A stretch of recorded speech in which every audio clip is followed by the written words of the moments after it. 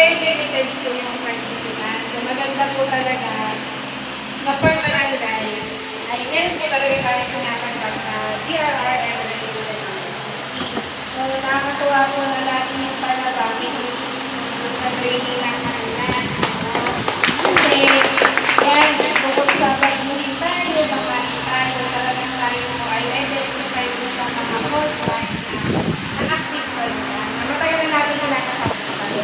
So, nakikinig po ako dun sa discussion, may mga familiar, hindi po kasi ako technical, pero naalala ko naman sa mga discuss. At napakaganda po na mag-share niya sa ating barangay. Yun nga lang po, sa talaga yung ating mga training, masasabayan talaga natin ang resources, at and equipment. Kasi sayang na yung mag-develop natin ng skills dito sa training kung kulang naman yung nagamitan natin. Kasi paano din tayo mag-rescan and mag-rescue kung alam natin kung paano, pero hindi natin nagagawa kasi kulang tayo sa resources at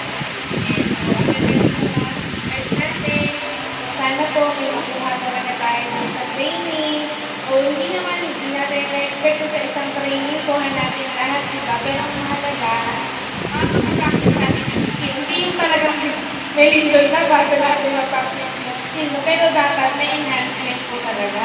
Nandiyan naman si Kagawad. So, diba naman yung nagsak natin. So, every year, para kung sinire-refresh po tayo, kahit iba't ibang training. O, diba? May budget naman tayo sa DRRM. Ikaw ba? Hindi. Sino mag-in-charge sa Kagawad? Kagawad? Oo. Kahit hindi lang ito, kahit iba't ibang training ito po sa DRRM. Kasi nga po yung kahalagaan na capacity development, kaya natin sinabi na capacity building, capacity development. Kasi yung mga meron na tayo, gusto natin mas na-develop pa. Sabi po yung ating mga rescuers, TANO, and DRRFO, tawag ko ba?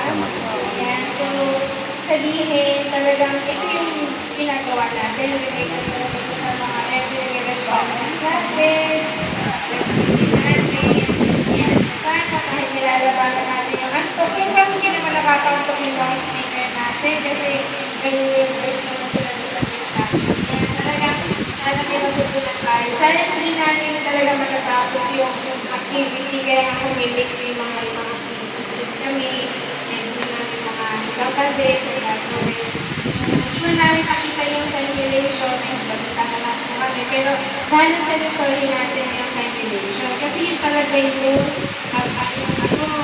pag-apply na kung yung discussion na ginawa nila. So yan, maraming salamat po sa initiative ng ating barangay, sa ating mga speakers, so sana tuloy-tuloy na meron tayo mga kasi mag-development. Actually, yung balawang mahilig talaga sila magpa-training ng ano, kaya sana magamit talaga natin trainings na kinakasap natin. At hindi lang talaga siya matatapos sa venue kung nasaan tayo. Ayun lamang po, pasensya po kami mag-exit na rin na message. Gusto mo namin kayo masamahan.